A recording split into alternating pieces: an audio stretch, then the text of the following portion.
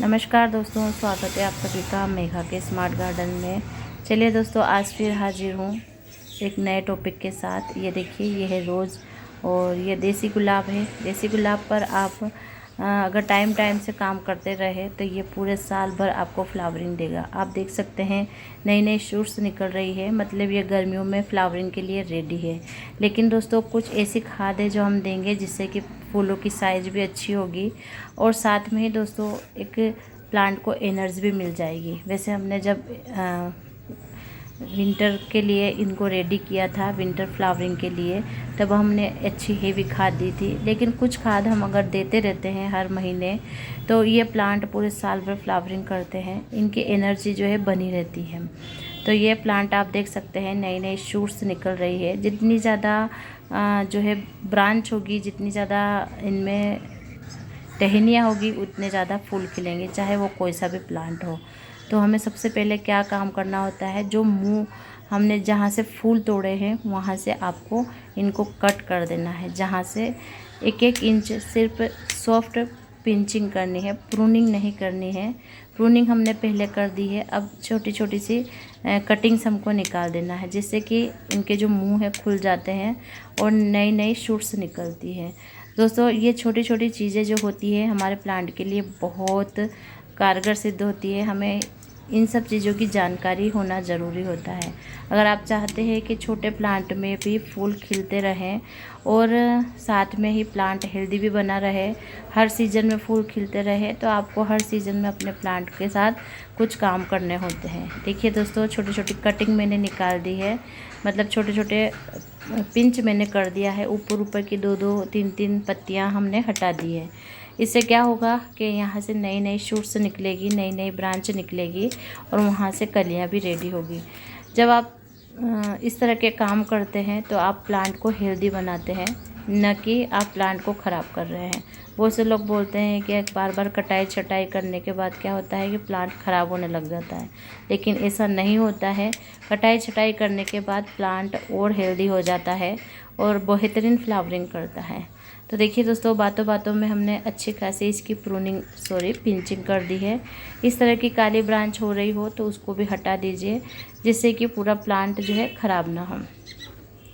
कभी कभी ये छोटी छोटी चीज़ें इग्नोर करने पर हमें बहुत ज़्यादा नुकसान हो जाता है। तो जब भी इस तरह से काली ब्रांच हो रही हो, जो टहनी हो काली हो रही हो, तो उनको हटा दीजिए। अब क्या करना है, पूरी ठंड इन्होंने फ्लावरिंग करी है, फिर उसके बाद पतझड़ आया है, उसमें इनकी पत्तियां खिल गई थी। तो जो पत्तियां खिलती है वो गमले में ही रह जाती है। वैसे अभी इनमें प्लांट में फंगस नहीं लगता है।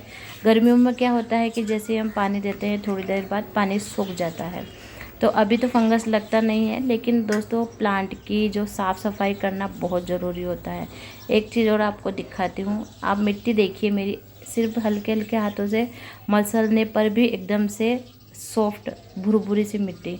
तो इस तरह की मिट्टी में अगर आप प्लांट लगाते हैं तो आप छोटे गमलों में भी बहुत अच्छी फ्लावरिंग ले सकते हैं। गुड़ाई कर दीजिए। आप देख सकते हैं कितनी कम मिट्टी है मेरे प्लांटर में और फिर भी अभी भी फूल खिल रहे हैं। तो दोस्तों, इसका मतलब ये है कि मिट्टी जो है अंदर उपजाऊ है। अच्छे से गुड़ाई कर दीजिए। अगर आपकी मिट्टी चिकनी है तो उसमें थोड़ी सी बालू रेत मिला दीजिए, जिससे क्या होगा, मिट्टी एकदम से भुरभुरी हो जाएगी। सॉफ्ट मिट्टी में प्लांट जितना ऊपर बढ़ता है उतना नीचे भी बढ़ता है। अगर नीचे अच्छी ग्रोथ होगी जड़ों की तो प्लांट वैसे ही बहुत हेल्दी बना रहता है। देखिए दोस्तों, हल्के हाथों से मैंने गुड़ाई कर दी है। प्लांटर मेरे बहुत छोटे छोटे हैं।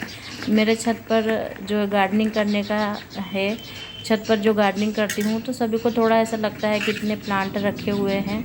तो इसका मैं आपको कारण बता देती हूँ कि जो मेरे प्लांटर होते हैं, जो गमले होते हैं, वो बहुत लाइट वेट होते हैं। मैं कोकोपीट का यूज़ नहीं करती हूँ, आपने देखा ही है। मैं सिर्फ खाद और मिट्टी लेती हूँ। खाद भी मेरे घर पर बनाती हूँ, वेस्ट मटेरियल से, सूखी पत्तियाँ से, जो किचन वेस्ट निकलता है उससे।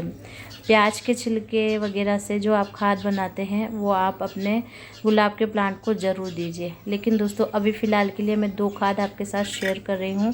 सबसे पहली है पोटाश, मैग्नीशियम, कैल्शियम, आयरन और एनर्जी से भरपूर केला। दोस्तों, केला तो हमने खा लिया है। अब ये वेस्ट जो फेंकने की ही चीज़ है, छिलके, तो आप अपने प्लांट को दे दीजिए। ये बहुत अच्छी फ्लावरिंग करेगा और आपको शुक्रिया भी कहेगा, क्योंकि आप अपने प्लांट को जो है एनर्जी बूस्ट जो है ऑर्गेनिक खाद दे रहे हैं। ऑर्गेनिक खाद का क्या फ़ायदा होगा कि ये खाद आपके प्लांट को हमेशा सुरक्षित रखेगी। क्योंकि दोस्तों आपने देखा ही होगा, जो घर के नुस्खे हैं उससे कोई साइड इफ़ेक्ट नहीं होता है। जो मार्केट से अगर सर दर्द हो रहा है, आप वहाँ से गोलियाँ लेकर आ रहे हैं, और कभी कभी ऐसे साइड इफ़ेक्ट भी हो जाते हैं, ऐसे पौधों के साथ भी होता है। तो ऑर्गेनिक चीज़ों से आप अगर अपने प्लांट पर ऑर्गेनिक चीज़ें अप्लाई करेंगे तो आपको भी फ़ायदा होगा, मिट्टी भी उपजाऊ होगी। और दोस्तों जब आप दूसरे गमलों में इस चीज़ों को देंगे, मतलब इसकी मिट्टी का भी यूज़ करेंगे, तो वो प्लांट भी बहुत अच्छे से बढ़ेंगे। उसके बाद आता है चाय की पत्ती। दोस्तों एसिड से भरी हुई एसिडिक मिट्टी एसिडिक जो है एसिड की मात्रा होती है इसमें। चाय डॉक्टर वगैरह बोलते हैं ना कि चाय ज़्यादा नहीं पीना चाहिए, लेकिन दोस्तों ये चाय हमने यूज़ की हुई है, साथ में इलायची भी है। तो लगभग 2 चम्मच के लगभग मैंने, और 1 केले का छिलका मैंने अपने प्लांट को दिया है।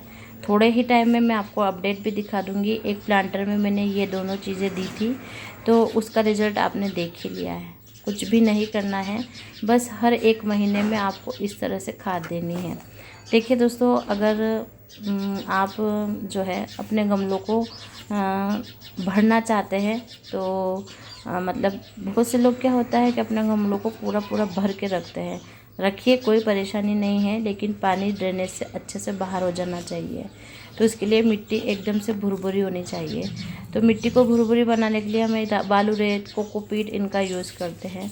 और मेरे पास होती है हमेशा खाद, मिट्टी होती नहीं है, तो मैं इसमें और थोड़ी सी कोकोपीट की बजाय मैं मूंगफली के छिलके ले रही हूँ। और मूंगफली के छिलकों में ना थोड़ी सी राख मिला दी है, कोई फंगस नहीं होगा। और जो राख होती है उसमें मैग्नीशियम होता है, जो प्लांट के बढ़ने में बहुत सहायक होता है। जो ग्रोथ होती है पत्तियों वगैरह की, बेसल शूट की, मतलब जो नई नई शूट्स निकलती है, बढ़ती है, प्लांट बढ़ता है। आप देख सकते हैं इसमें किस तरह से नई नई ब्रांच निकल रही है। फूल की साइज़ भी आप देख सकते हैं। तो इस तरह से दोस्तों मैंने आपको बता दिया है। अगर प्लांट के साथ खरपतवार ग्रो हो गई है, बहुत सारे नए नए प्लांट ग्रो हो जाते हैं, जैसे बीज गिरते जाते हैं, तो उनको भी हटाना बहुत ज़रूरी होता है। वरना जो हम प्लांट को खाद देते हैं ना, वो सारी ये रस चूस लेते हैं। तो हर चीज़ मैंने आपके साथ शेयर की है। गुलाब के प्लांट के लिए हर 1 महीने में आपको खाद देना बहुत ज़रूरी है, वरना ये प्लांट क्या है, इतनी अच्छी फ्लावरिंग करता है भाई, और आप उसमें कुछ भी खाना वगैरह नहीं दे रहे हैं, तो प्लांट बढ़ेगा कैसे।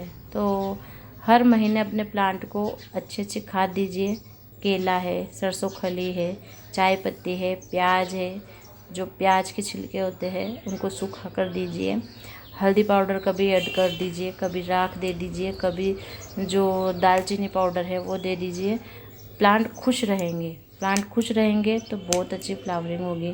क्यों? क्योंकि इसमें फंगस भी नहीं लगेगा। भाई फूलों का राजा है गुलाब, तो थोड़ा तो ध्यान रखना ही होगा।